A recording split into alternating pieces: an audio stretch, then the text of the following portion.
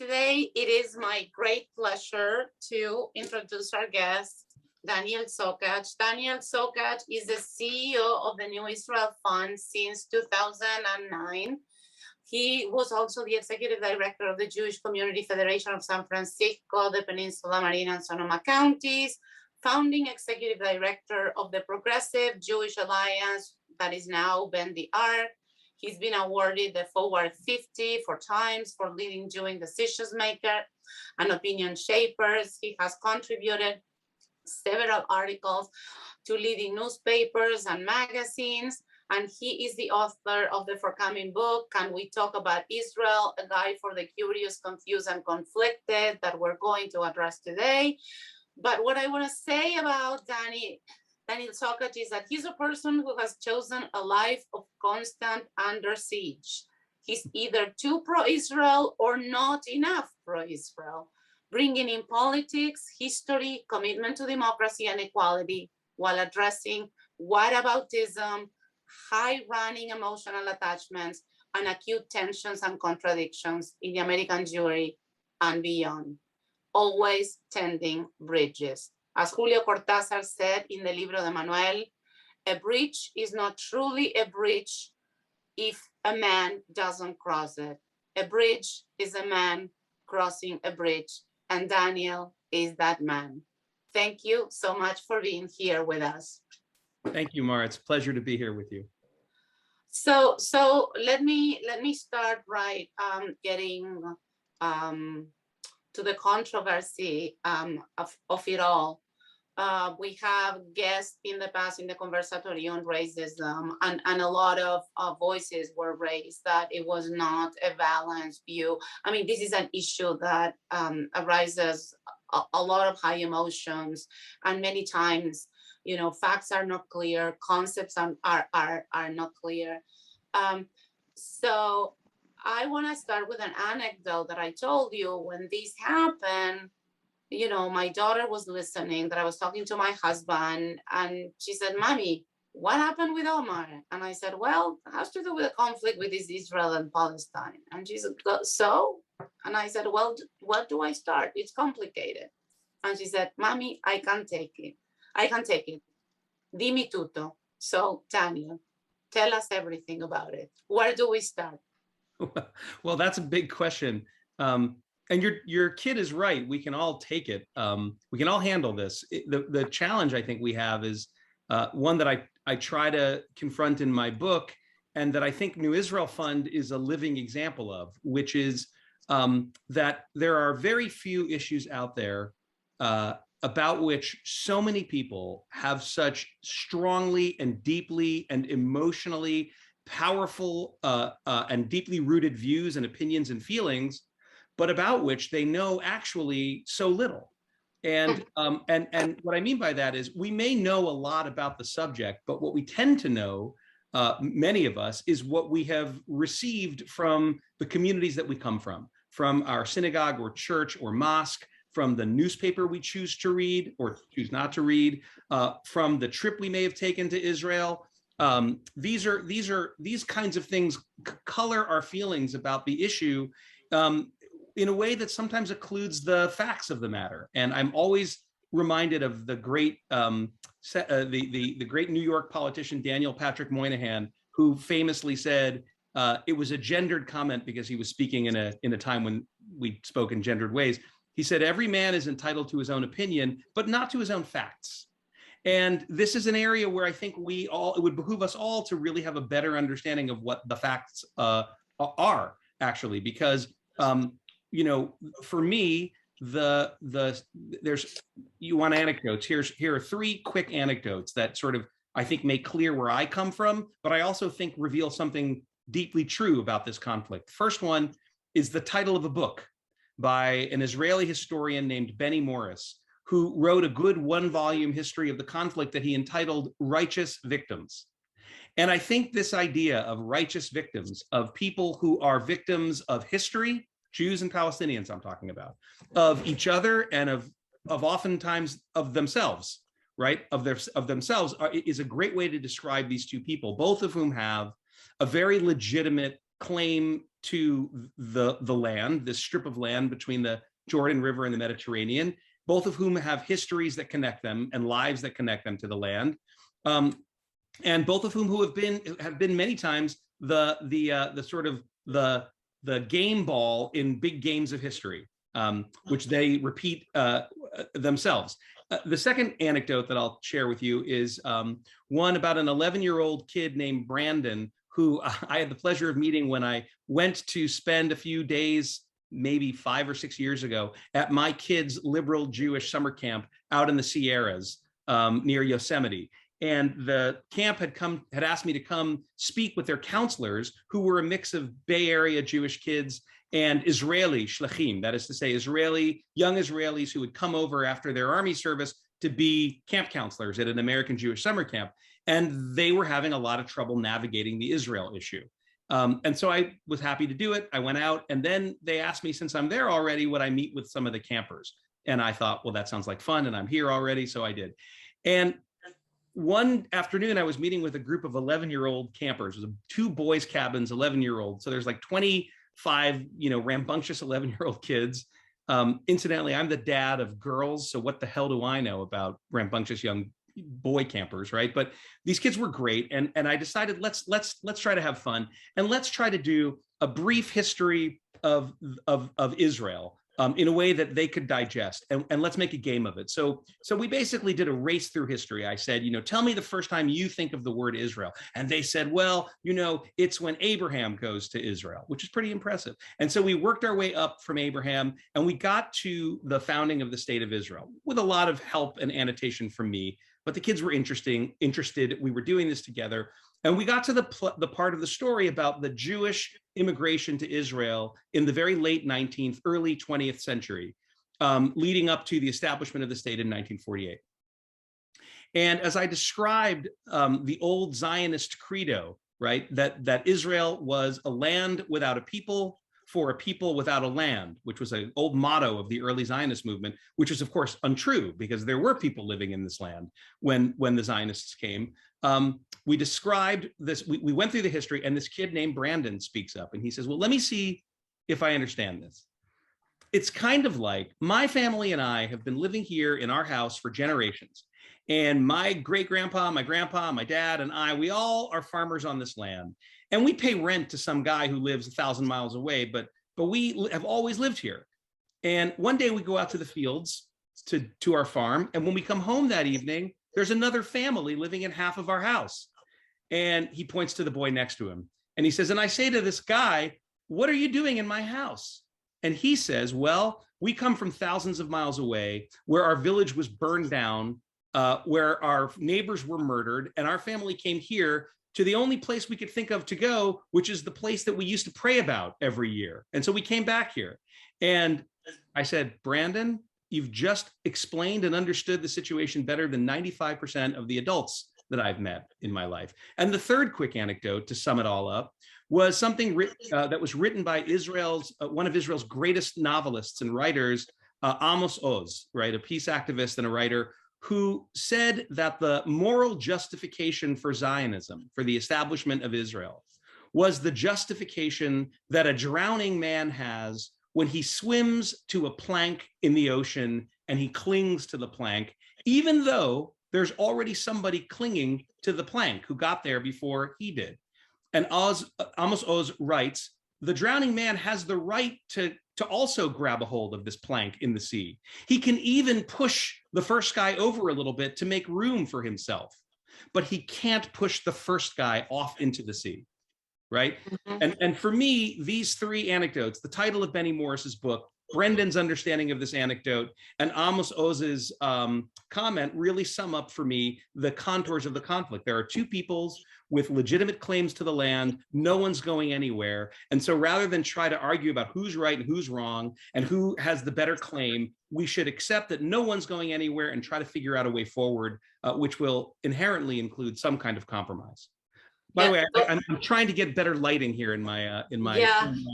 So what you do, those 3 are like excellent anecdotes, particularly because you don't know about this, but we were talking about Benny Morris yesterday, and exactly about this what seems to be the intractable thing, and you have it in a chapter in your book, Israel and the Nakba, independence and catastrophe. So, well, some people see the establishment of Israel as some achievement to be celebrated, others see it as a wrong that cries out for corrective justice. The issue is, how we move forward from here. And in your book, you address these issues, in saying, why is it so hard to talk, about Israel? And you talk about the occupation. I'm going to point out the issues like the occupation, the BDS movement, right? And two A words, apartheid and anti-Semitism. Maybe we want to start with that. I'm happy to, but you should direct me on what particular aspect of all those controversies you want me to start with. Yeah, no, I mean, I was listing them. First, if we can address, the occupation and the Sure. dispossessed. I mean, you write about something that Ben Gurion said, right on the heat of things. He says, sure, God promised it to us, but what does that matter to them? There has been anti-Semitism, the Nazis, Hitler, Auschwitz. Was that their fault? They only see one thing. We have come here and stolen, their country, right? Yeah. And so then you go into a very detailed history of the whole thing. I mean, I don't know whether we can do that, but if you can explain, about the occupation and you depict two groups of people, and whether they go, with an ethical commitment, right? And what they would see. Yeah. So look, I mean, again, and forgive me, and you guys can jump in and correct me if I'm describing something that everybody understands well. I have absolutely no ego about this at all. So just redirect me if this is not necessary. But the beginning, as you said, what Israelis and Jews and many other people think of as Israel's war of independence, right? The liberation of the Jewish people, right? The salvation of the remnants of European Jewry is understood by Palestinians and others in the world to be the Nakba, the catastrophe, the dispossession and displacement of the Palestinian people. And I would argue that both of those things are true, like so much in life and so much in history. It's very complex, because two truths can coexist side by side. And very few of us, I imagine on this call today would argue that the European settlement of North America did not result in the dispossession and ultimately eradication of most of the civilizations that Native Americans had before white folks arrived here. Somehow that is no longer an explosive thing to say in the context of our country. Similarly, in Australia, they actually have a day called Sorry Day, right, in which the white majority population acknowledges that Australia was built on Aboriginal land that was taken from the Aboriginal peoples. The irony in my mind is that and this is just opinion now, to be clear, Mara and everybody, in my mind, the Zionist settlers in Israel had a more powerful moral justification than 18th century explorers and 16th century explorers, many of them, not all of them, had in settling these, our multi-ethnic democracies 200 or 300 years ago, right? They were fleeing genuine existential persecution in Europe when they came to Israel. But and if I may say, not only that, because that makes a difference, in the controversy about colonialism, they have a rightful claim to the land because it goes back to biblical times, right? Right, which is a major argument of many Israelis, which is that, look, we're not people who just kind of washed up on the shores of Massachusetts or New South Wales, right? This is the place that we talked about and prayed about for thousands of years, and that's true. But that very real justification of sort of the Zionist movement ought not to obviate or make unmentionable what happened to the people who were there when the European Zionists arrived. And that's, I have to admit, that always is puzzling to me. And I will talk about very briefly two developments, which I think which I thought in both cases would kind of end this debate, but they really didn't.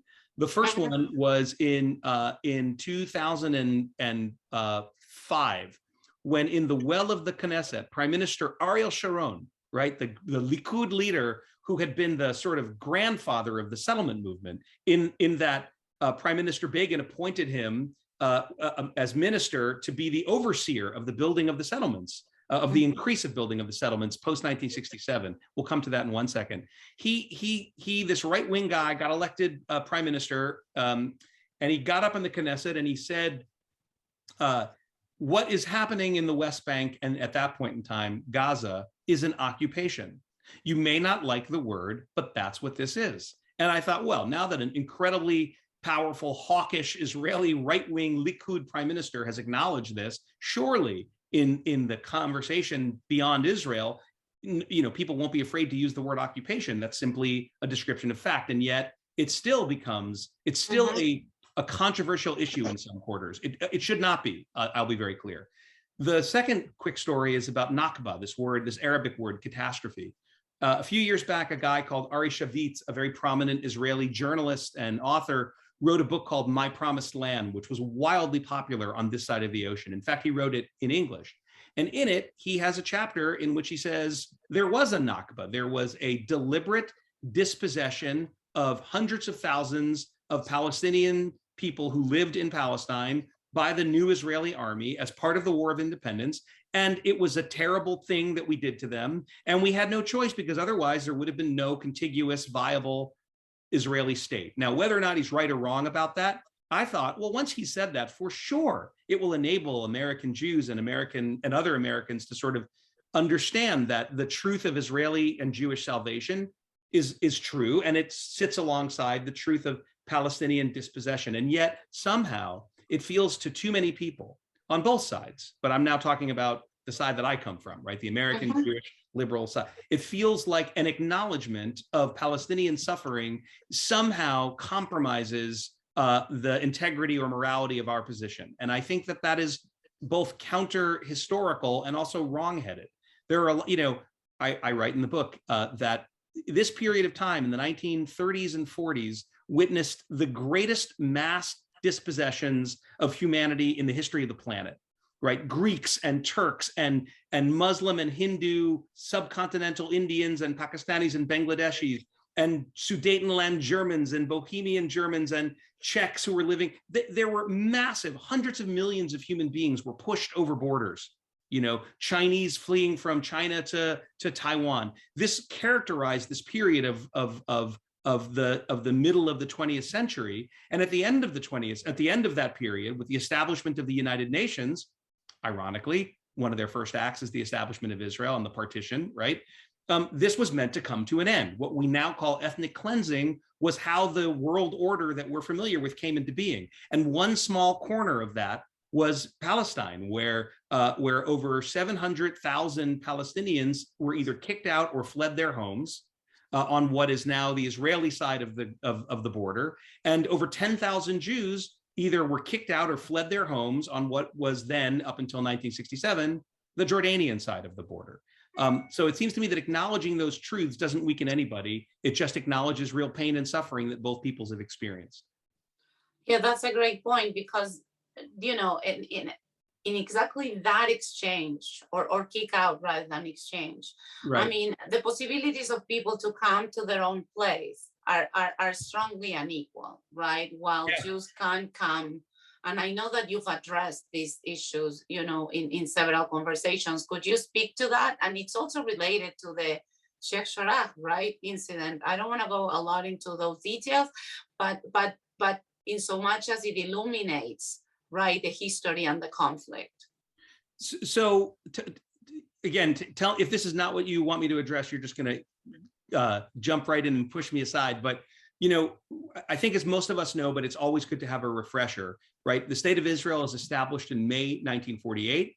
In June 1967, after belligerent Arab states making lots of warlike noises, after Egypt in particular orders the United Nations peacekeeping force separating Israel and Egyptian troops to leave the Sinai Peninsula and replaces them with Egyptian army troops and closes off the Suez Canal to Israeli shipping and the Straits of Iran to Israeli shipping, the Israelis launch a preemptive attack, and that's the 6-day war, right? And in that 6-day period, Israel grows over 3 times larger in terms of the territory it controls. It takes the Golan Heights from Syria, it takes the Gaza Strip and the Sinai Peninsula from Egypt, and it takes, most significantly for our story, East Jerusalem and the West Bank from Jordan.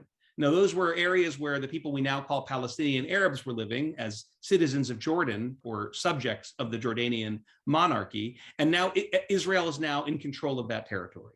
And here are a couple of, again, I'm going to say these may be hard things for people to hear, but what was the show, Hawaii Five-0? It was before my time. Just the facts, ma'am. One of the characters said, "What I'm telling you is just the facts," right? We can interpret them in different ways, but it's I was not here. I may have gotten the show wrong. Dragnet? Was it Dragnet? Okay. I was not here when that happened. It was before my time too, but I got the show wrong. But I've been I communicated silently with one of your class participants, and I got it now. It's Dragnet. So the Fourth Geneva Convention after World War II was the international device that was signed by almost every nation of the world, including, by the way, Israel. And the Fourth Geneva Convention, which was set up to prevent the kind of atrocities that were seen in World War II that I just described, ethnic cleansing and worse. One of the things that the Fourth Geneva Conventions state is that, this is sort of an interesting historical note, because when we talk about the occupation in Israel, occupation is not illegal under international law. As we know, we just pulled out after 20 years of occupying Afghanistan. We occupied Japan and Germany. We still occupy parts of South Korea. So the act of occupation is not violative of international law in and of itself. However, the Fourth Geneva Convention explicitly forbids the transfer by the occupying power of its civilian population into the conquered territory, and it explicitly prohibits the transfer out of the territory of the native inhabitants of that territory. So Danny, let me restate that fact, because we're all about making distinctions. It is when we make distinctions that we can talk about these things. So occupation is not illegal in and of itself, because Correct. It happens.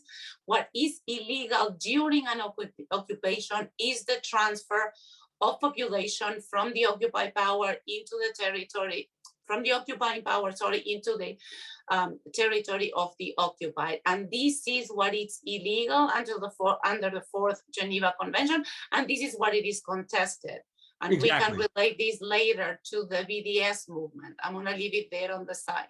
That's well stated. I mean, I think we've made the point, right? If at any point after World War II we had decided to create a small American city near Dusseldorf or Kyoto, that would have been a violation of the Geneva Convention, but our occupations were not. So that's at the nub of the problem, and it's at the nub of the problem because within days of the 6-day war, sort of zealous young Jewish Israelis began moving into, at first, communities that had been abandoned when Jews were forced out or fled by the Arab Legion in 1948, like kibbutzim and towns and ancient communities in East Jerusalem and in Hebron, right, where Jews had been kicked out or fled. And that quickly grew into building communities throughout the West Bank and Gaza at that point, and East Jerusalem. The legal advisor to the government of Israel wrote in late 1967, we can't do this. It's a violation of the Fourth Geneva Convention. So Israel's top lawyer, the government of Israel's top lawyer, went on record, and you can, again, you don't have to take it from me, you can go look at the document yourself, and wrote this, we can't do this. Obviously, he was ignored at the powers that be. And I think you referred to this earlier in one of, for me, the most extraordinary episodes in Israeli history. And the funny thing is, I've rarely met Israelis who are aware of this. And when you show them the historical record, it's pretty shocking to them. In September 1967, at a conference in Jerusalem, about what, the newly conquered territories, in the midst of the euphoria that was understandable euphoria. Israel had gone from feeling it was on the brink of Auschwitz again to conquering the Middle East. this old man traveled from the desert in the south where he lived in self-imposed exile to Jerusalem to speak at this conference. And when he took the stage, his nickname was, in fact, the Old Man. When the old man took the stage, he said, look, you're all very excited, but we have to give this back.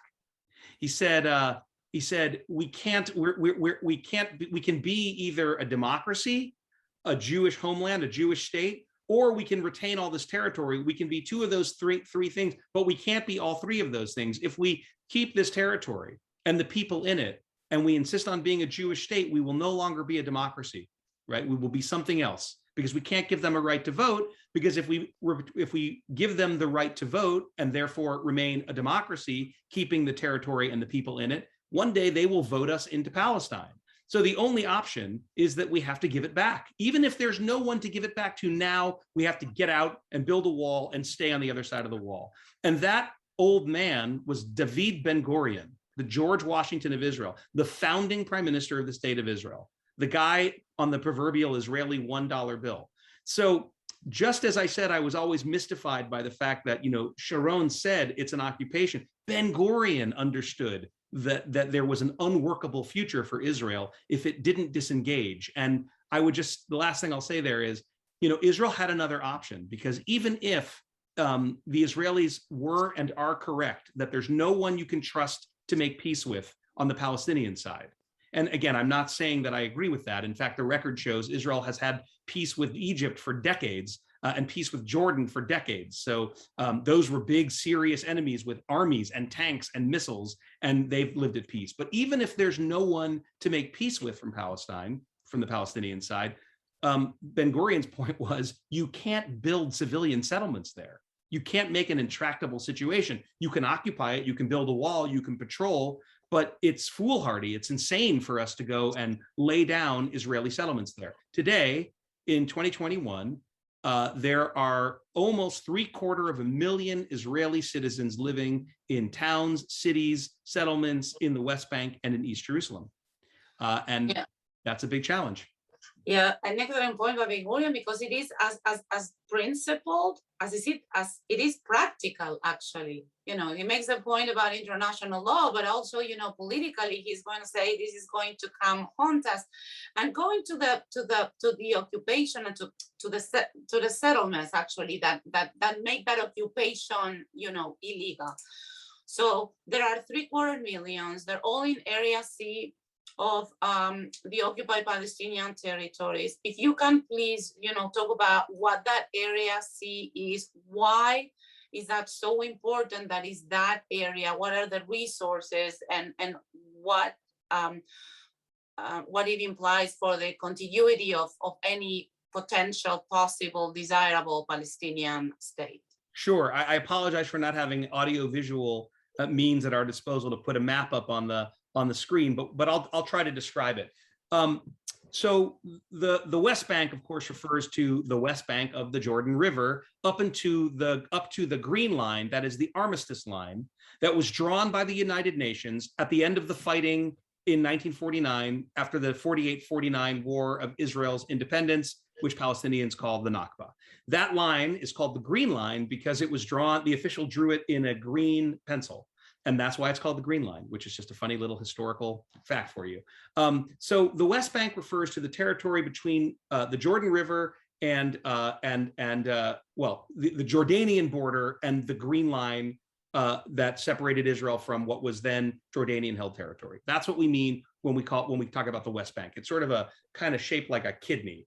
The West Bank itself, under the Oslo Accords, which were the Rabin instituted peace process that started in 1993 with the handshake on the White House lawn, which ultimately got Rabin, his foreign minister Shimon Peres, and Yasser Arafat, the chairman of the PLO, the Nobel Peace Prize, was meant to be an interim arrangement. And the negotiators who were there on all sides say that even though it was not initially stated, the final outcome was intended to be a two-state solution. Or that was Rabin and Arafat's intention. With the peace process. As an interim step that was meant to last for 5 years, the West Bank, that sort of kidney between the Jordan River and the Green Line, was divided into 3 areas. areas A, B, and C. Area A, which contained about 3% of the territory of the West Bank, and but 90% of the Palestinian population, because it was the big cities and the big towns, Ramallah, Hebron, Nablus, Jenin. These were all huge areas of Palestinian communities, and that was Area A. And Area A was under the official control of the Palestinian Authority, and the PA was what was set up as the Palestinian representative during the Oslo Accord. So first, Israel negotiates the peace treaty with the PLO, and Israel recognizes the PLO as the sole representative body of the Palestinian people, and the PLO recognizes the right of Israel to exist in peace and security. So that happens in 1993, right? In fact, the PLO had recognized Israel's right to exist in 1988, but that's not important for our purposes. So 93, they exchange letters. Israel says, we recognize the PLO as the leadership of Palestine. And the Palestinians say, we recognize Israel's right to exist. We will no longer talk about removing Israel from the map, which they no longer did. Now, remember, Hamas is a different story. We're not talking about them right now over in Gaza. So, and also, if I may qualify, in that recognition, it was the right of Israel as a state to exist, but it didn't pronounce itself about the Jewish identity of the Israeli state. Now, the reason Mara raises that point is because nobody thought about it back then. Obviously, Israel was what it was. You know what? The Israelis didn't recognize the PLO to be representative of the Palestinian people, which was a Muslim people, because it's also got a Christian minority, right? No one thought that was important. I will argue to you that the reason that the insistence on the PLO recognizing Israel as a Jewish state is a Netanyahu era attempt to make it more difficult for the Palestinians to say. It was something that they knew the Palestinians would have trouble saying, therefore it could be an excuse in accusing Palestinians of not really wanting peace. But that's because the Netanyahu administration never wanted to see a two-state solution. In fact, former Prime Minister Netanyahu said many times, there'll be no two-state solution on my watch. By the way, current Prime Minister Bennett has said the same thing. His problem is his foreign minister, his defense minister, not to mention his health minister, transportation minister, and internal security minister all disagree. So that's a government right now that is not going to do anything dramatic when it comes to this because it's deadlocked. But Netanyahu, go ahead. That I want to say that this ethno-national, view of the state came into law in 2018. So it was actually crystallized in further. That's right. Legislation is not just an impulse that the Netanyahu administration had. And I wanted just to stay a little bit, on the former Prime Minister Netanyahu and enjoy that. But now we can continue. So, and we can come back to that because I think you're correct, Mara, that in recent decades, the rise of ethno-nationalism in Israel, which was matched for at least 4 years and perhaps still by a rise of ethno-nationalism in our country, and we see it in Europe. This is not unique to Israel, right? The struggle between tribalist ethno-nationalists and I would call them illiberal Democrats versus liberal Democrats is perhaps the great political struggle of our time. But leaving that aside, so the Palestinian Authority, the PA, is created to be the sort of government on the ground of the PLO in the West Bank and in Gaza. And in the West Bank, the Oslo Accords divide that territory up. So Area A, the Palestinian Authority has total control. So not only are they collecting the garbage, but their police are patrolling the streets. Now, part of what the Accords provide for is the right of the Israeli army to go into any territory it wants at any time, and that's important. Area B is the second largest area. It's about 16% of the West Bank, give or take. And there is mixed Palestinian Authority and Israeli control. And there are a lot of Palestinians who live in Area B, but not nearly as many as live in Area A. Area C is well over 65% of the territory of the West Bank. It's a huge chunk. It's the largest chunk of the West Bank, and it is entirely under Israeli control. And all of the settlements, the hundreds of thousands of Israeli civilians who have been moved into the territory, as I said, in violation of the Geneva Convention, all live in Area C, alongside somewhere between 1 to 300,000 Palestinians. The numbers are not clear.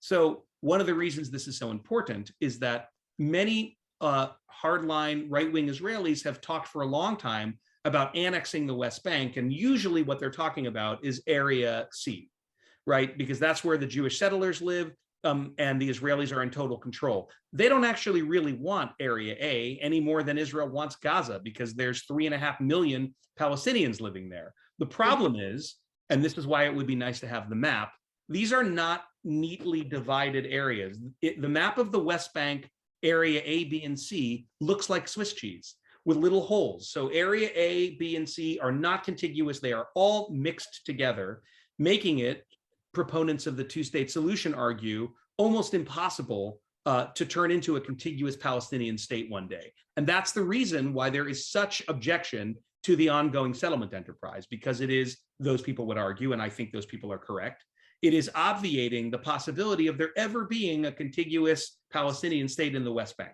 because it's riddled with little pockets of tiny little pockets of Palestinian autonomy, all surrounded by Israel. And that does not make for an independent state. This is where, proposals we discussed, in our first session, that the IPCRI, the two states, one space, come into the game, let's say, because they suspend territorial contiguity, but keep the sovereignty of two people alive. I found it, politically and conceptually very, very interesting. So let's move to BDS. Because BDS is a movement that has originated in civil society, and what it's saying is three things. We want an end of the occupation, correct me if I'm wrong. We want the right to full equality for for Arab Palestinian citizens of Israel, and the right of return. And this is very controversial among diaspora Jews and Israeli Jews, right? And I don't know what the percentage of crossing a red line, this is, but I want to parse, whether you see something legitimate into this movement or not. And a second question, besides kind of the kind of moral legitimate claim, is how do you see it playing out politically? So BDS, which again stands for Boycott, Divestment, and Sanction, you described the goals of the movement as they stated themselves, but I think it's worthwhile spending a minute on what they're actually proposing happen until those goals are met. And what the movement proposes happens is inherent in its title, right? The movement calls for a total boycott of Israel by all countries and communities and people in the world, divestment of any investment and any any funding from Israel, and sanctions to Israel on the international stage, right? Punishment, essentially. So I think that there are the opposition. So there's what I'm going to call, there's the emotional reaction to BDS, which I totally understand, because we're talking, and I hope people understand that what I'm about to say, I say with great compassion and love, right? The Jews and the Palestinians are deeply traumatized people. And it's very hard for Israelis and Palestinians, Jews and Palestinians, to detach that trauma and emotion from an analysis of the situation. And so for many people, Jews, but not just Jews, and certainly most Israelis, the idea that you would treat Israel like apartheid era South Africa is very difficult, very upsetting, and feels unfair. Now, not everyone could explain why it's unfair, but it feels unfair to a lot of people. But when we get past the emotional stuff, the big arguments about so what the BDS movement has, going for it, it's a totally nonviolent, peaceful movement. They reject terrorism, they reject anything like that, but they say we should be able to vote with our wallets and encourage people to force Israelis to confront the situation that they have created and change it, just as was done with South Africa. And of course, the tactics of boycott, divestment, and sanction aren't in and of themselves evil or problematic at all. In fact, they're like noble, peaceful tactics. We boycotted, Black Americans boycotted buses in Montgomery right? And we sanction Iran and Russia when they meddle in other countries' affairs. And when Indiana wanted to host college basketball, but it had anti-gay laws on the book, people divested their businesses from Indiana, and it happened with North Carolina. And when Arizona refused to have Martin Luther King Day as a state holiday, businesses said, and sports franchises said, well, we won't go there until the pressure worked. Well, those are examples of boycott, divestment, and sanction. So there's nothing wrong with the tactics themselves. But when it comes to the case of Israel, there are a couple of arguments against BDS. And one is its selective application of these tactics. Like, why are so many worse state actors not targeted for BDS, right? Why Israel, but not Saudi Arabia or China or Pakistan or any number of worse state actors? Why are you always picking on Israel? And when Jews see people focusing only on Israeli misbehavior, given Jewish history, it really does strike a very concerning note for a lot of people. Why indeed? Now, the BDS movement would answer, because Pakistan and China and Sudan and wherever don't receive more US aid than all other countries combined every year, and Israel does, right? So that we have a real vested interest as Americans in using economics to affect change. But the other more serious critique of BDS, in my opinion, comes from what you described as its goals, and it's goal number 3. Because goal number 3, to remind you all, is that the BDS movement supports the right of Palestinians to return to their home, Palestinians and their descendants, to return to their homes in what is now Israel. And for many Israelis and Israel supporters around the world, this is tantamount to essentially saying the erasure of the state of Israel. Because if the 6 or 7 million Palestinians who now live in the Palestinian diaspora because their great-grandparents or grandparents fled in 48 or 67 or were kicked out in 48, if they all came back, they could swamp the country, and pretty soon you'd have a majority non-Jewish population, and that would spell the end of Israel and the Zionist experiment as we know it. Now, leaving aside whether that's realistic or not, because I can tell you there's about as many Jews who live in North America as live in Israel, and we haven't all moved to Israel. So I suspect that the fears that all of the Palestinian Americans are suddenly going to pack up and move back to the new state of Palestine is probably an overstated fear. But this is why there's so much resistance, because it goes to what the intentions of the BDS movement really are. Because if the intention of the BDS movement is to get Israel out of the West Bank, that's one thing. But if the intention of the BDS movement is to see an end to Israel, that's another. And the last thing I'll say is, if you're a right-wing Israeli government, you have a lot invested in making sure that people understand the BDS movement of wanting the former, or rather the latter, the erasure of the state of Israel. And if you're the BDS movement and you know this, but you still haven't changed that language, that raises a lot of suspicions on the part of a lot of people. And that's why BDS makes people so crazy.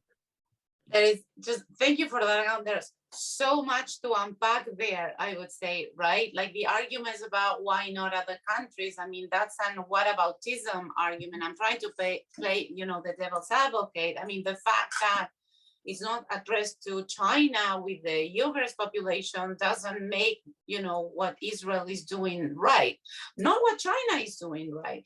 And it's interesting because as a Latin American that I am, I do not think that the comparison is with all the money that Israel is receiving from the US, but by the fact that Israel, in the same way as the US, claim themselves to be a democracy. And that is kind of the normative problem. You're right. Not the kind of international kind of politics problem, right? It goes to the heart of where you stand as a state. Are you a democracy, in programmatic statement and on the field? Well, you're right, of course. And as you know, I mean, I make this point in my book, right? The fact is that we should, look, I mean, I think you all can see my cards. Like I really love and care desperately about that place. And I do what I do in an attempt to try to help those Israelis who are trying to fix what's broken and repair it. just like the ACLU does here in the United States. So those are my cards, right? They're on the table. I think you all figured it out already, right? But what I often argue is, why in the world are you telling me that Syria is worse, that Iran is worse, that Sudan and China and Pakistan are, of course they're worse. Those countries make no pretense of being liberal democracies, but Israel does. Israel insists to itself and to the world that it is a liberal democracy, and therefore it holds itself to a standard that its own actions oftentimes violate, just as our own country sometimes does, right? And again, I see that kind of, in the Jewish tradition, there's a term called tochecha. It means sort of loving rebuke, but let's call it constructive criticism, or speaking truth to power, or friends don't let friends drive drunk, right? When we support Israelis who say the occupation is killing us, right? It is destroying Israeli democracy. It is oppressing millions of people who've done nothing more than, it's forcing millions of people to pay the price for the sins of Europe, who had nothing to do with that, as Ben Gurion said. It's no different in my mind than when American activists and organizations say caging children on the southern border, right, is a profoundly un-American, horrible thing to do, right? Denying people health care, denying them the right to vote and access to the ballot, denying a woman a right to choose through the most nefarious parliamentary tricks. Like, opposing those things doesn't make one un-American or unpatriotic. It any more than being critical of what Israel is doing when it's heading on a path that people are deeply worried about makes people anti-Israel. So I think this idea that you bring up, Mara, is really important for us to remember. Israel does not want to compare itself to Sudan and Syria and Pakistan and China. And it only raises the whataboutism defense when it's being asked about something that is frankly not particularly defensible, like its treatment of Palestinians. Yeah, thank you for that. It reminds me of something, actually, you're saying the same thing that Omar Dajani said in our first encounter: buckle the one you love, right? It's like you're doing that actually for everybody. I want to touch upon two issues and then open it up for questions. In your book, you talk about one A word, apartheid, and the second A word, which is, anti-Semitism. I mean, I want to say that apartheid state, and I'm mispronouncing apartheid, I always do that, I don't know why, is not a crime like in international law, but the apartheid state, but the crime of apartheid, right? Like the discrimination of a particular minority based on racial terms is. And the Human Rights Watch report of April 2021, is saying that Israel, the Israeli state actually is guilty of that crime, by the way, with the collaboration, it explicitly says, of the Palestinian Authority. So I leave the floor to you, or the screen to you. Well, okay, so in the book, as you said, I have these two chapters called the A word and the other A word, and that's my kind of tongue-in-cheek way of referring to the fact that these are hard subjects to talk about. And the first one is the question of apartheid, and I get this question a lot. Is Israel an apartheid state? And for a long time, this was my answer, right? My answer was, if you give me an intellectually honest group of anti-Israel, pro-BDS critics, but they have to be intellectually honest. That's the key to my exercise here. And you let me take them up and down the length and breadth of the state of Israel for 2 weeks, and they meet every kind of Israeli, not just Jews and Arabs, but Ashkenazi Jews versus Eastern, Mizrahi Jews, Jews who come from Arab countries who were traditionally discriminated against, Ethiopian Jews, Russian immigrants. If you meet Arab Israelis or Palestinian citizens of Israel, as they often refer to themselves, if you talk to judges and politicians and farmers and merchants and students, if you see the warp and woof of Israeli life, you would have to conclude at the end of those 2 weeks that Israel has a lot of challenges, sometimes built-in discrimination that looks a lot like aspects of Jim Crow, by the way, not just against Arabs, but also against certain types of Jews, but that at the end of the day, when you see that there are Arabs on the Supreme Court of the state of Israel, that up until 6 months ago, the third largest political party in the country was a majority Arab party. When you see the fact that Israel's mostly early exemplary COVID response was staffed by Arab Israeli doctors and pharmacists. They are inordinately represented in those, or disproportionately represented in those fields. When you look at freedom of expression and literature and debate and public discourse, you would say Israel's a country with a lot of challenges and a lot of problems, but it in no way, shape, or form resembles anything like apartheid as we knew it in South Africa. And the allegation that it does is, quite frankly, pretty outrageous. If you give me a group of intellectually honest AIPAC supporters, that's a major American Jewish American Israel lobbying group, Christian Zionists, that's evangelical Christians who are very strong supporters of Israel.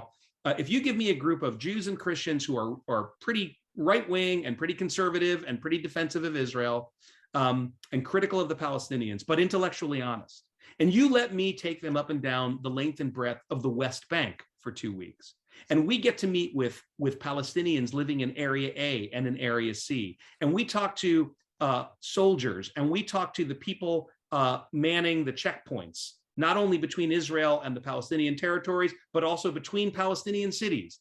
And we see the inequitable distribution of water and electricity based on whether you're Jewish or Arab. And we see the tidy, growing Israeli villages and towns and cities built in the middle of territory that is meant for a future Palestinian state next to Palestinian villages that look like something from the 19th century, right? If we see two systems of justice, one for Jewish settlers living in the land who are subject to the Israeli court system, and one for the Palestinians who live there who are subject to the Israeli military court system, right?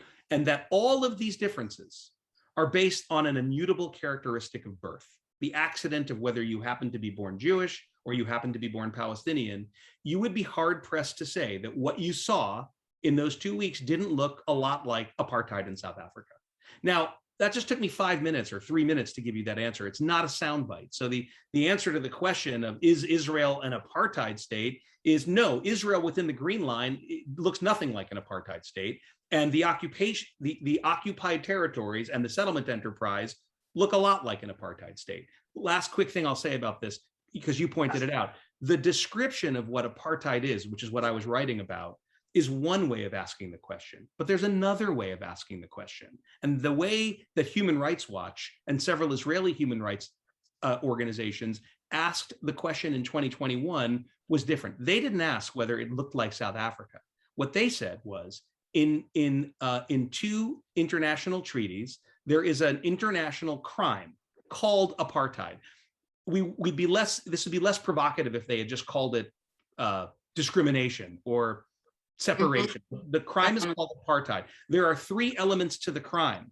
Does a country privilege one group over another, one ethnic or racial or religious group over another? That's element number one. Element number two, does the country build systems of enforcing the superiority of one group over the other? And three, did the country commit what are called inhumane acts, right, in the carrying out of building these systems? And inhumane acts are described as restrictions on freedom of movement, punitive collective punishment like housing demolitions for people who didn't actually commit a crime, et cetera, et cetera. And what Human Rights Watch and the Israeli human rights organization Yesh Din found is that under the elements of that crime of apartheid, Israel is guilty of the crime in the West Bank. Now, they interestingly argue Israel is not guilty of that crime within Israel proper, which is kind of the argument I just made about the analogy to South Africa. But this is a very, very important and troubling for many Israelis and others development, which is that the most respected international human rights group and the most respected Israeli human rights group are accusing the Israeli government of committing the crime of apartheid in the West Bank. Yeah, that's an excellent distinction. I'm all for distinctions. And also we're going to have, I don't know, Smadar Ben Natan, she's a human rights lawyer. And she actually says, I don't mean to say that she amounts this to apartheid at all, but the treatment of Israelis and Palestinians have been divided into civil courts and military courts with very different treatment, right? I mean, I don't know, that does not amount to apartheid, but there's an equal treatment, Well, that is inside actually, Israel, proper. that's, yeah, I mean, look, there are some who claim that Israel itself is an apartheid state. There is a really, I don't agree with that. There's a really, I think, faulty argument that says that the conditions within Israel amount to apartheid as defined by international law. Human Rights Watch, which is hardly a champion of Israel, right, disagrees. They say that we've done a huge study, it does not amount to it, and I agree with that. The other reason is that, well, who is in charge of the occupation, right? It's the government of Israel. So if Israel is maintaining control over an entire territory, and in part of the territory it's committing the crime of apartheid, and in part of the territory it's not, it's still guilty of the crime of apartheid. So yeah, that's not in the semantics, but that, yeah, that's an excellent point. No, but its distinction is not semantics, actually. It's actually clarifying the scope of the concept, which is what allows us to stop and think and make distinctions. And this brings us to anti-Semitism, right? The other A word. And I want to give it some time, because it's usually played by different actors, right? Conflating anti-Semitism with anti-Israel. And a lot of actors see a lot of value in seeing that, get to harbor, while it's, in my view, really pernicious. So can you please address that? And also related to that, whether you actually see these, I mean, it's clear that there is, rampant anti-Semitism, but you bring up what Arendt did, in 48, sending the letter, kind of condemning kind of this ethno-national foundation of the state. And she also saw as very pernicious at the time, this thinking about this eternal anti-Semitism that was actually going to be counterproductive for the Jewish people itself. Well, look, this is a huge question, and I'll just make a couple of quick comments. One, many of your participants will be familiar with the words of the late great Supreme Court Justice Potter Stewart, who, when asked how to identify pornography, replied, "I know it when I see it." And I think there's a certain common sense that has to be applied when we talk about anti-Semitism in the terms of the discourse around Israel. But it is tricky, and there are gray areas. But I guess, here's what I would say. First, legitimate, even very harsh criticism of Israel is not anti-Semitic, except when it is, right? So criticizing Israeli policy, doing it in a way that is keeping to the facts, that is discussing all the things, for example, that we've discussed already today, it is in no way anti-Semitic. And the problem is twofold. On the one hand, sometimes defenders of Israel say that it is, right? And we'll come to the other side, which is when it actually is anti-Semitic, in a minute, right?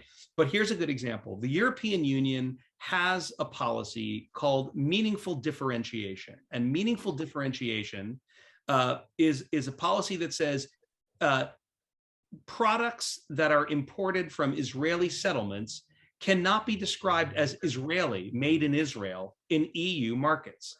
This is important because the EU is Israel's largest trading partner, and Israel has preferred nation status with the EU. It's considered to be, for all intents and purposes, a sort of an auxiliary member of the EU for trade purposes. So the EU passed this law saying, not saying that you can't have settlement products in supermarkets in Ireland or the Netherlands or anywhere, just saying that you can't call them made in Israel. They have to be called made in Israeli settlements. The Israeli government, led by the former Israeli ambassador to the United States, himself an American-born guy who I know, called Michael Oren, right, attacked the decision of meaningful differentiation as pure anti-Semitism, like Nazi boycotts of Jewish shops in the 1930s. That is madness. in my opinion, right? Not only is it completely wrong, obviously self-evidently wrong, there's nothing anti-Semitic, and they weren't boycotting Jewish businesses, and they weren't, to compare it to, to go right to the Nazis when describing the EU's desire to make sure its consumers understand that that something that is made in the settlements is not in Israel.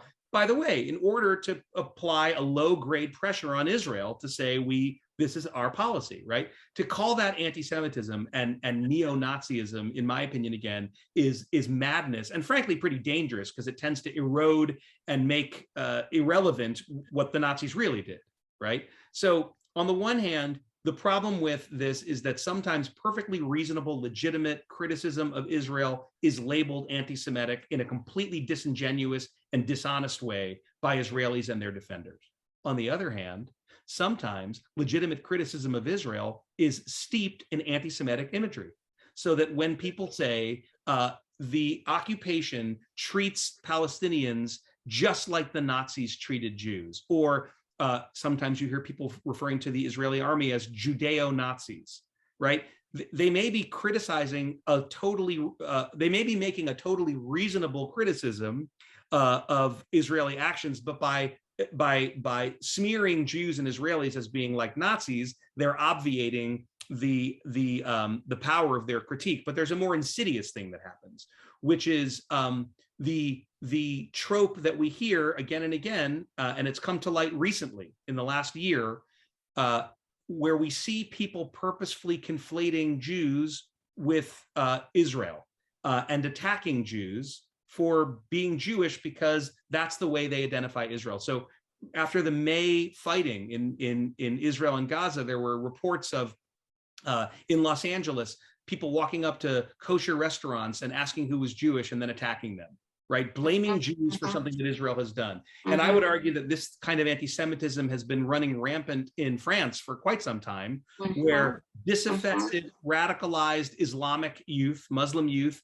in slums outside of Paris and other big French cities target kosher marts and Jewish schools because they've been fed a diet of anti-Israelism, which they then translate into anti-Semitism. So it's very complicated. Yeah, it's complicated, and again, this is a game that a lot of players are playing, right? Conflating Jews with Israel. I mean, for me, it doesn't serve any constructive purpose, for you either, but that is not play only, by the Israeli right, but also, certain parts of U.S. administration, definitely, Arab countries. So also, I wanted to ask you a small point about anti-Semitism, which we were exchanging, earlier before the event. Who is entitled, right, to address this criticism? If you're Jewish, then you can criticize Israel. That is kind of the what you are. You're Jewish, so thereby you can criticize Israel, but not the who. Let's say any person with well-intended, and not anti-Semitic intentions to criticize Israeli politics. I mean, because many times you assess what other people are saying, not because of what they're saying or how they're saying, but because of who they are. Yeah, look, first, I would recommend to everybody an article by Rabbi Jill Jacobs, who is the director of an organization, a rabbinic human rights organization called Shruah. And she wrote in the Washington Post a couple of years ago a really good guide to understanding when criticism of Israel crosses the line into anti-Semitism. And I talk about this in the book, but I can send Mara, I can send you the link and you can share it with the class if people are interested. But it's a very good resource for sort of trying to navigate this. But look, I guess I don't have all that much patience for the question of who gets to or who doesn't get to. My feeling is, whether you are Jewish or not, you have every right to be intelligently critical about Israeli policy and politics and positions, and as you would about any place in the world, right? Especially since of the unique connections that the United States has to Israel, not the least of which is the enormous amount of aid that we direct towards Israel every year.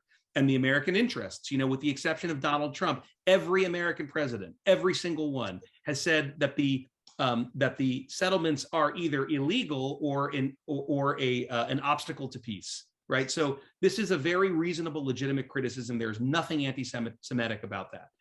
At the same time, whether you are Jewish or not, we all see criticism of Israel that doesn't quite feel kosher, if you don't mind the pun, right? And we all have seen people who criticize Israel for things that they would never think about criticizing any other country for, and who say Israel has no right to exist, which is such a silly criticism because Israel exists. I can assure you, it's not going anywhere. But when you hear people say that of all the peoples in the world who have a right to self-determination, that everyone has a right to self-determination except for the Jewish people, there's a real irony to that argument, because that's the argument that right-wing Jews make about Palestinians, that they alone don't have a right to self-determination. So and plus the morality of the founding doesn't speak to the legitimacy of the founding doesn't speak to the legitimacy of the existence of the state that happened in Israel. That's I've just made my argument that the founding of Israel was a salvation for the Jewish people and a tragedy for the Palestinian people, and probably there was look, again, before we get to questions very quickly, my daughter, if we get them, if not, I'll make more questions. I took my kids to years ago, we were in Amsterdam when my girls were little, and we were at the Anne Frank house. And my older daughter, Noah, said to me after we were done touring the house, and the four of us were sitting trying to process and talk about what the kids had seen. And Noah, who must have been 11 or 12 at the time, said to me, how come Anne and her family couldn't go to America? And I said, well, because the United States wouldn't let Jews in. And she said, well, what about England and Australia and Canada? And she named all the big multi-ethnic liberal democracies. And I could see on her face, the horror as I answered her, because they wouldn't let Jews in, even though people knew what was happening. And she finally said, why can't there be just one place in the world where Jews can go if they're going to be murdered? And my wife said, well, now you understand what Dad does, right? And I saw at that moment the making of a Zionist consciousness in my daughter. And I always remind people who think that Israel's founding was so unfair, and in many ways it was unfair, right? But there was no other answer for the Jewish people. And surely, the Jewish people didn't have to say, well, I guess we just have to die then, right? There's room on the plank for everybody. That's the lesson that we learned. So I would argue that Israel's founding was deeply flawed, but given the circumstances of the world and the choices that were available, flawed but necessary. And guess what? In human history, sometimes things are flawed but necessary. But even so, like you said, none of that has any real bearing on the fact that there are now, 9.5 million Israelis and 4 million Palestinians living in that territory. Well, the question to that point is whether it was inevitable that they had to displace the Palestinian population. I mean, the question is whether, that moral cost was worthy, but we don't have to enter into that. But I'm glad that you mentioned Zionism, because I wanted to just point a question, about that. And, I didn't know this, I have to say, and reading your book, that Israel means wrestling, which couldn't be more Lacanian. It's as Lacanian as you can get, right? It's the symbolic weight of the significant. But that's a footnote, right?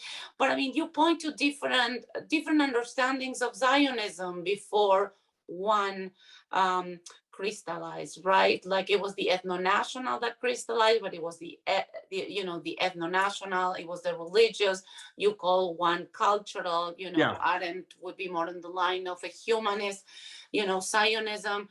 So the fact that it was one way doesn't mean that there are no other ways. Right now, I'm quoting you at the very end of the book. You say, but lest you feel like throwing this book across the room in desperation, or in this case, just get a mug and just toss it against the screen, I would conclude by, and you share stories that build bridges. So I wanted to give you the opportunity not to go into those stories that build bridges, but yes, about the work that you're doing at the NIF with civil society, and whether you think that the work, in the civil society leads to, or could lead to, a solution. And by solution means two people having their right respected, and, if need be, two states or any form of state that they both feel okay with. Sure. And I see at least one question in the chat, and I see a hand out there in your group. So I'll just answer You're more up you're more on top of things than I am. This is a new format they put here, and it's a little... That's okay. I do Go a ahead. lot of webinars in my business. Look, very quickly, I'll just say, yeah, the whole thing about Zionism is so fascinating because rarely have I ever, maybe never, have I ever experienced a word that is so removed in the way that it is used now from what its original, from what it actually means. Because today, for some people, Zionism is like a pledge of allegiance to a certain kind of support for Israel, and for some people, it's an accusation. It's a bad name that is aimed at people who support a certain idea of what Israel can be. And really, what people are asking when they say, "Are you a Zionist?" is, "Do you agree with Israel's policies, or do you even think there should be Israel?" But that has nothing to do with the meaning of the word Zionist, which of course was just the description for both the idea and the movement that Jews needed to have self-determination in a place of their own as an answer to the existential challenge of 19th and 20th century ethno-nationalism in Europe. And as you said, there were many different kinds of Zionism. There was right-wing Zionism, left-wing Zionism. Socialist left-wing Zionism was the founding ideology of the state of Israel for 50 years before the state and up until 1977, right? So, for almost a century, that was preeminent Zionism. Then in 1977, with the election of Menachem Begin, it opened up a period where Zionism has been dominated by a hard right ethno-nationalist Zionism. So to me, people asking whether I'm a Zionist always reminds me of, it makes me laugh a little bit inside, because I think it'd be like me coming up to one of my fellow Americans and saying, "Hey, are you a Confederate or a Union man?" I mean, it's an anachronism of a question, right? To ask someone, a century and a half after the end of the Civil War, if they're pro-Union or pro-Confederate. But I understand what people really mean when they ask this question. Look, because there's social meanings to that. There are social meanings that have nothing to do with the original meaning. But when it comes, look, I mean, what can I say? I am guilty of being a real optimist, right? Abraham Joshua Heschel, a great rabbi who was, as he described it, plucked from the embers of the Holocaust, got out of Warsaw right before the war began, and became a great seminarian in New York, marched with Martin Luther King in Selma. He once said that the greatest sin is despair. And I've always felt that he had it right. And I don't really see any point to giving up ever. You have to keep fighting and supporting the good guys. And so the stories I tell at the end of the book are Israelis who, Jewish, Arab, and other, who are working to build a country that holds and supports and makes an equal future for everybody. And do I believe that can happen? 100%, I believe that can happen. Do I believe that it's possible that there could be a better future, a just, fair future in which everyone's collective and individual rights to live the way they want to live can be realized? I do. That doesn't mean I think it's likely that that's going to happen, but I believe that it is a powerfully worthy struggle to be engaged in. And, we should move to questions, but the last thing I'll say about that is I don't believe that we will see that achieved without the support and pressure from people outside of Israel who care about that future of Israel too. So one of the question is, two states are one, and since if you address the support of people outside the state of Israel, you engage, very seriously the American Jewry. But not other Jewish diasporas that may not be as liberal as the American one, particularly the Latin American, right? So the question that you can address the question, directly that you see in the chat. I mean, Jay Reeves asked, moving forward to a stable peace, one state or two?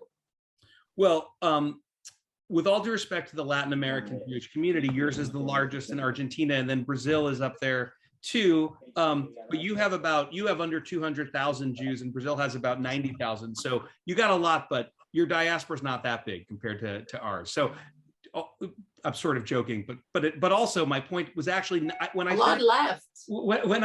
said that I think that there has to be pressure and support from beyond, I didn't just mean from people who support organizations like New Israel Fund, that support Israelis, Arab and Jewish, working for a better future.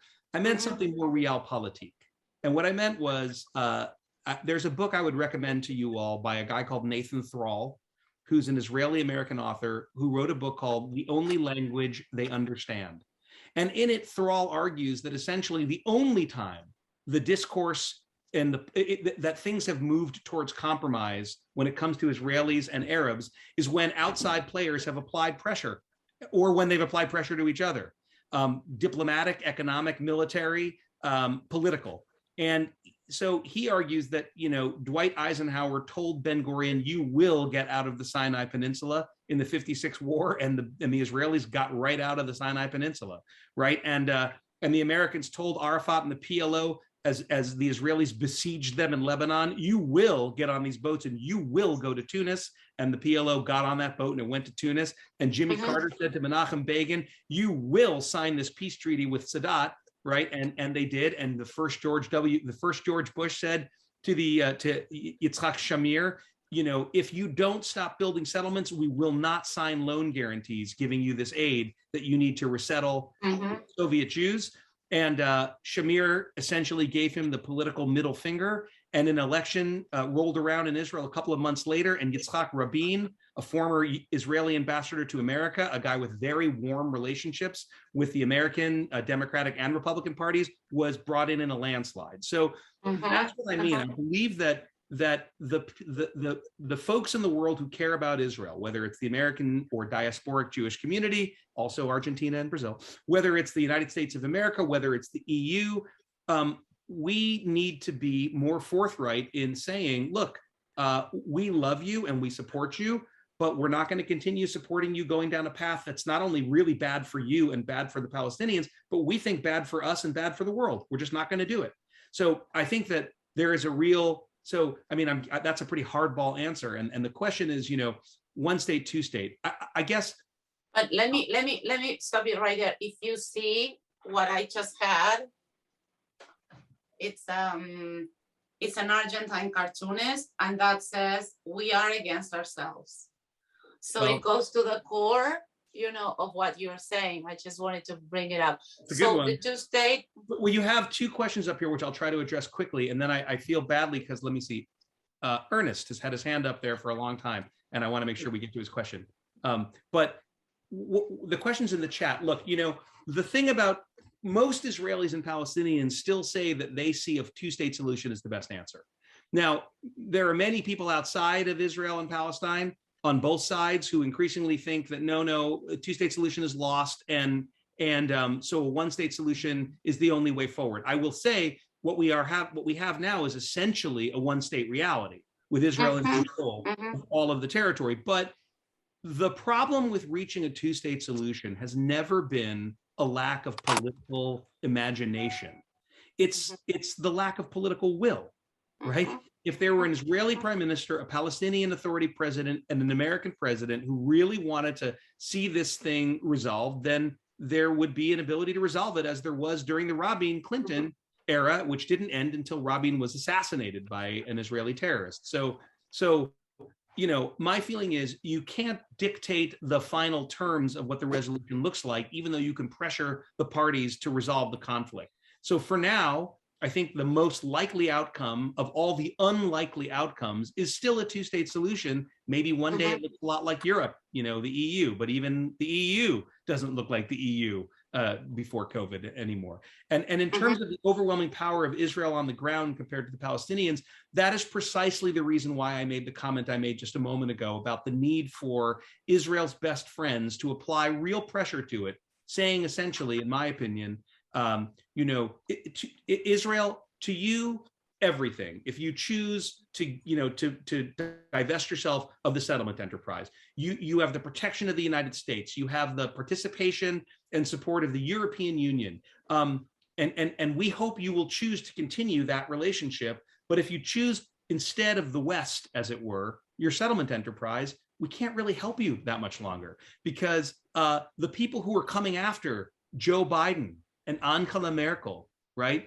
And the next generation of Western leaders are not going to of the liberal democracy, of the liberal Democrats, right? They're not going to have the patience that the current leadership has.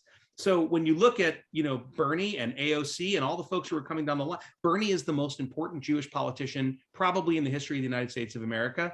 a serious Democratic candidate for president. And his Israel policy is, being pro-Israel doesn't mean doing anything Benjamin Netanyahu wants us to do. And there are many imaginable American politicians who will say, we're not going to just write, and again, there's precedent for it, as I just gave you. George Bush, Jimmy Carter, it's not a radical departure to say to Israel, look, we love you, but we think the settlements are disastrous for you and for the region and for American foreign policy. And unless you stop it, we're not going to support you the way that we do.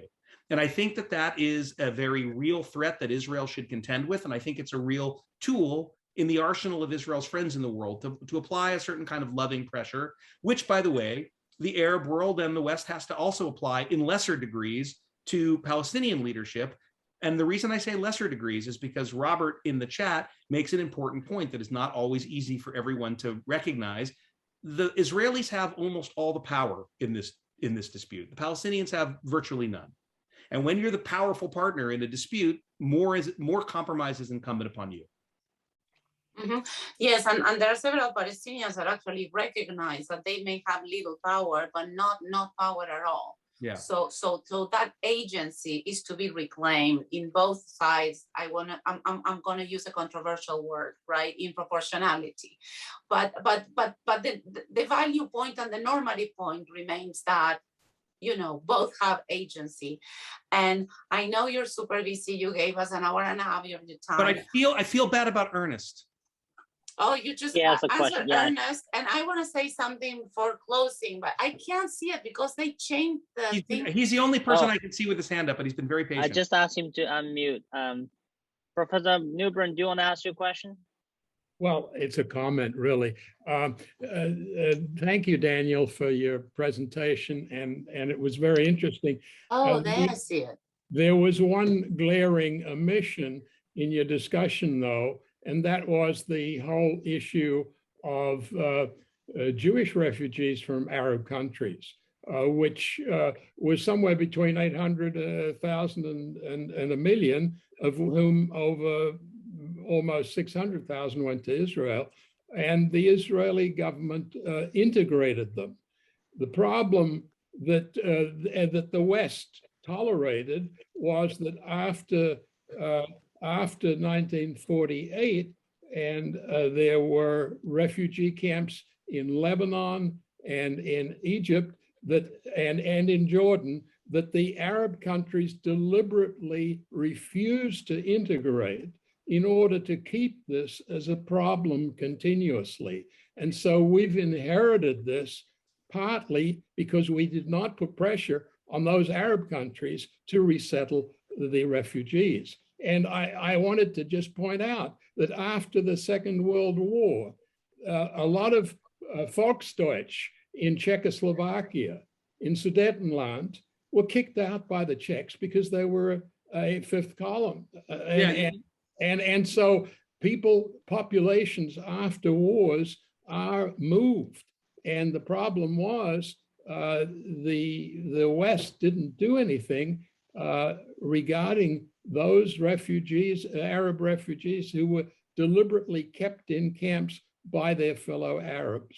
Well, I think it's a very important point, and the only quibble I have with you is that most of the historians would say the number's closer to 700 and 750,000 Jews kicked out of Arab countries. But of course, the fact is absolutely right, and I write about that in the book. I call it almost a choreography of dislocation and dispersion.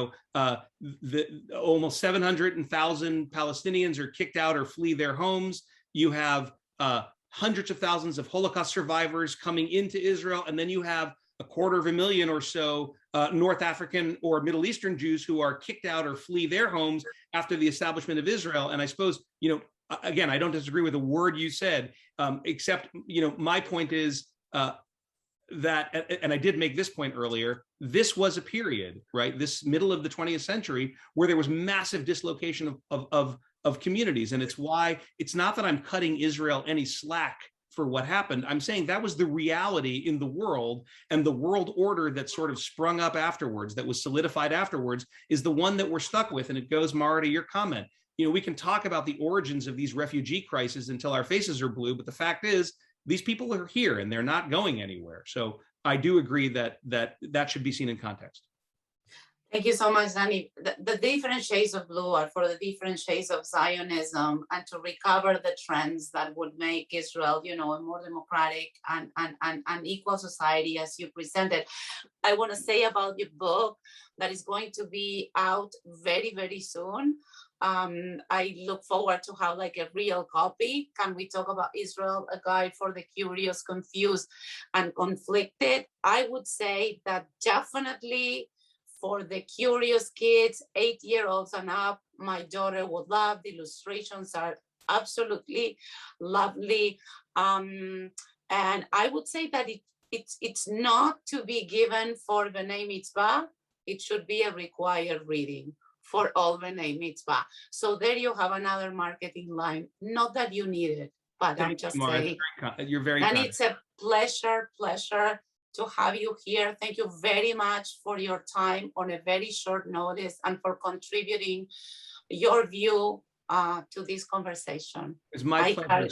Good to be with you all. Thank you. I encourage everyone to sign up for the discussion session later. Thank you, Danny, so much.